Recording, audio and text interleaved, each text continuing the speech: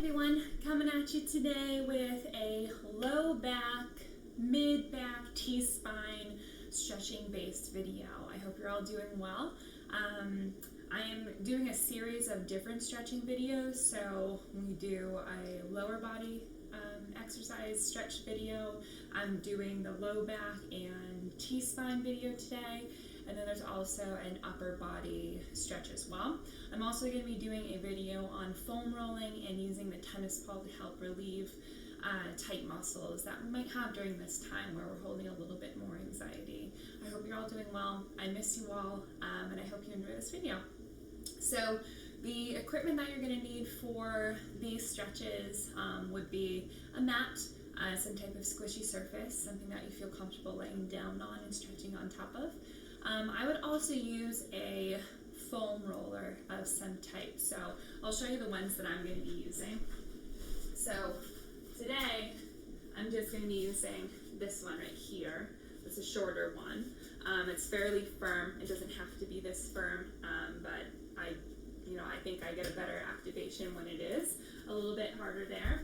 And then this one is also similar. It's a little bit more squishy, but it's obviously bigger than the other one.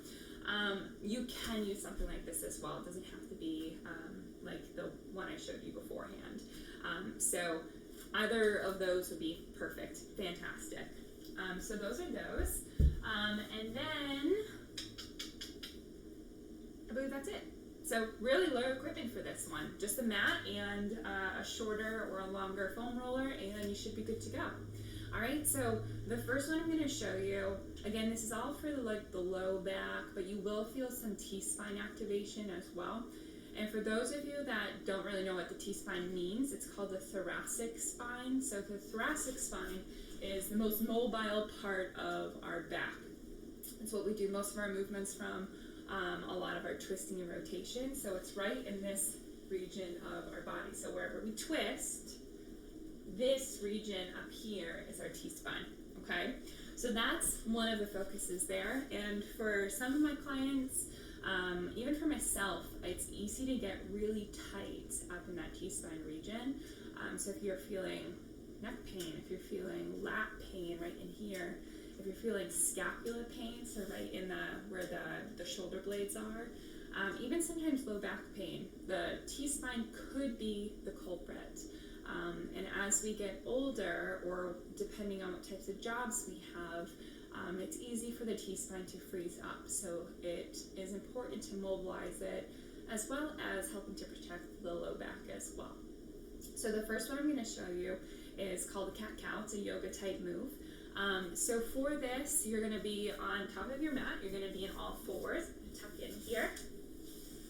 So you're going to be on all fours. You're going to make sure that your hands, your wrists are directly underneath your shoulders, and your knees are directly underneath your hips. Your toes are dug into the ground, but they don't have to be. They can be relaxed, all right? From here, I really want you to focus on the pelvic tilt, all right? So for the pelvic tilt, a lot of us, when we're standing, we have a natural curve to our low back, but it's really important to get a core engagement when you're doing a cat-cow. It helps to elongate the spine a little bit better. So what I like to think of is that I'm bringing my hips, I like to put my thumbs on my hips, and I like to pull my bum underneath. And that makes me look a little funny when I'm doing that, but it automatically makes me squeeze my glutes, and it helps me keep my core strong in the front. So it almost feels like the hips and my ribs are coming down to kiss themselves in the front of my body, all right? So for this, I want you to channel that while you're doing this exercise, doing the cat-cow. That little pelvic tilt can make a world of difference and help you really engage that low back. Now, if you wanted more flexibility, more movement during it, you don't have to worry about the pelvic tilt quite as much, but I recommend starting off with it because your low back is probably going to need it. So again, on all fours here, you're going to focus on the pelvic tilt as you come up. I'm doing a little bit of that pelvic tilt up, and I'm pushing the ground away so my scapula are spreading apart at the top, okay? This is the cat. I like to think of it almost like a scaredy cat. My core is engaged in the front, my bum is tucked under, my back is extended here, nice stretch. And then from here, I'm going to release that pelvic tilt, and I'm going to bring my bum back and up at the same time as I drop my chest and my belly down towards the ground, and I look up towards the ceiling, lifting that chin. And then again, I pelvic tuck as I pull under, press the ground away through my hands, get the scap to release, and then I come back down, drop the belly, look up, drop the chest, and breathe. It's really important to breathe while you're doing these exercises. If you stretch, but you're not breathing at the same time, there's almost very little benefit to letting the muscles relax and not getting any kind of oxygen to them as well. We need oxygen. We need to breathe, so breathe while you're doing them. So that's cat-cow, okay? The next one that's really great is called a child's pose, all right? I know these first two are very similar to what you would do in yoga or Pilates, but they're both fantastic. They're very beneficial to us. So the next one we're gonna do is called child's pose. We're gonna come down onto the heels of our feet, okay? Knees are together, toes are pointed backwards. I'm gonna take my hands and I'm gonna reach forward, and I'm gonna bring my chest down towards the ground. You can bring your knees apart a little bit more if you want to free up some space for your chest as you come down. I like to feel like I crawl my fingers towards the front as I pull my booty back towards the back wall, and I'm gonna drop my head down and rest. Just breathe through it. Some nice deep breaths here. Low back stretches really depends on for time, but about 20 to 30 seconds.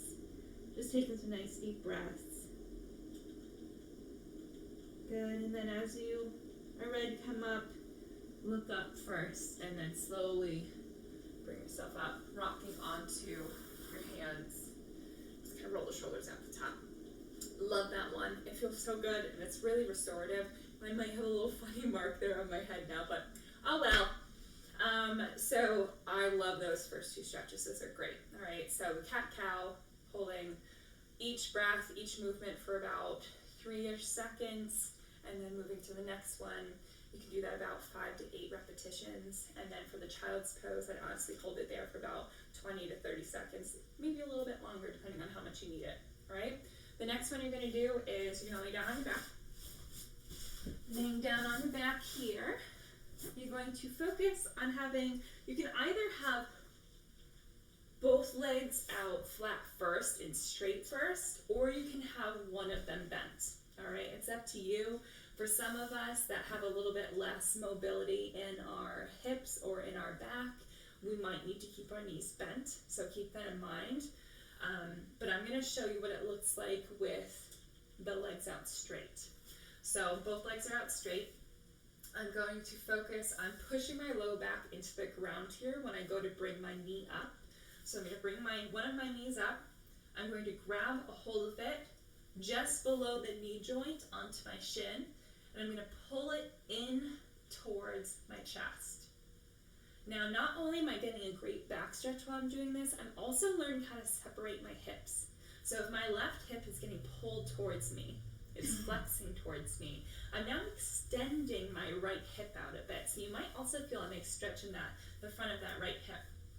You're really focusing on pulling the knee in towards your chest. Take some nice deep breaths. Both shoulders are down on the ground. My head is looking up, my face is looking up, and I'm taking some deep breaths here. Then after about 20 to 30 seconds, that's faster than 20 to 30 seconds, I'm going to slowly drop it down, slide it out, and then I'll go to the other side. So that's one option there. That's a great start. Then, once you've done both legs, I like to have both of them come in. I like to wrap my hands and my arms around my shins here, and I pull my knees towards my chest, and it almost looks like my bum comes up a bit off the ground. That's okay. That's good. So you're going to pull those knees towards your chest and get a nice deep breath. I like to close my eyes while I'm doing this just to kind of zen out for a second. And then from here, what you can do is rock side to side. Massage the spine. Massage the sacrum a little bit. Good. All right, from here, don't just drop the legs down. Drop one at a time. You don't want to ruin all that good hard work you've just been doing. So that's another one you can do. So single legs, 20 to 30 seconds on the left, 20 to 30 seconds on the right, and then both of them in 20 to 30 seconds with some rocking. Another one you can do too is you're going to bring, say I'm going to show you on the right side first. So you're going to bring the right leg in, and then you can grab the right knee with the left hand on the outside of it, and you're going to pull it across your body as far as you can. That right hip will come up off of the ground, and then my right arm is going to extend out to the side, and I'm going to focus on keeping both of my shoulders down on the ground as I look over to my right hand. My knee is not touching the ground, and that's okay, but I should feel a nice stretch coming from the side of my hip up into that low back, and you also get some T-spine rotation as well here. So, sides of your hip up into your low back and some T-spine rotation. And then when you're ready, bring the arm in, help yourself, bring yourself back to neutral, drop the leg, and then you'll repeat on the other side. So those are some nice ones you can do on your back. Another one that you can do, it looks like in clamshell position. So those of you that have done clamshells with any of the trainers or even in classes, this will be the clamshell position. So you're gonna basically feel like you're stacking your hips, your knees, and your feet on top of each other. You're gonna lay down on your side here, like model position. Your hips are stacked, your knees are stacked, and your feet are stacked on top of each other. Lower half is doing nothing here. It's gonna almost stay stationary. From here, you're gonna bring your left arm out, and then your right arm is gonna come on top of it, almost like alligator hands. And I'm just gonna relax my head down. Now for me, this doesn't hurt my neck, but for those of you that do have some neck troubles, I would put a pillow or a blanket underneath your head just to help keep your neck in alignment with the rest of your spine. Very good idea to do. Now from here, because my lower body isn't doing anything, I'm gonna focus on bringing my top hand, which in this case is my right, up and over, and I'm gonna follow it. My gaze is following my hand over to the side here. I'm going to touch the wall, but make sure you have more space. And I'm looking and following my hand all the way over to the side, all the way over to the right. And I should feel a nice stretch, a nice pull rotation in my back. And then I'm going to bring it back up over and relax. And then I'm going to come back over, twist, hold it there for about 2 to 3 seconds. And then I'm going to come back over to that starting position. So that's a really nice one too for that thoracic spine mobility. And then the last one that I'm going to show you is with the foam roller. So this is T-spine activation with the foam roller. I will also be doing a foam rolling video as well, which I will show you this too. Depending on what order you watch this, you might either know what this one is or not. This might be new to you. But what you're going to do is you're going to take one of the foam rollers that I showed you at the beginning, and you're going to come down on top of the foam roller. Now you don't want it to be directly like your spine is curved and your vertebrae are right on top of it, but the thoracic spine is basically, you should feel it almost like if I were to bring my arms up and then pull my arms off to the sides here. The tips of my scapula, my wings, are what is touching the foam roller here, okay? So it's not all the way up to my tall back, my upper back, and it's not in my low back at all. I shouldn't feel like I'm like, over the top of it. It should feel fairly comfortable. Now from here, my knees are bent, my feet are flat on the ground, my bum is on the ground here. I'm gonna bring my arms up, my hands up by my head, and I'm going to push my elbows back like I'm sunbathing, right? Wishful thinking. Now from here, you're going to push your head back. You're going to let gravity take you, and you're going to drop your head back a little bit. See how my ribs come up? But I'm arching over the foam roller. I'm going to hold it here for about 5 seconds, and then I'm going to bring myself back up to starting position. Again, I'm going to arch back, release, 5 seconds, and then I'm going to come back up.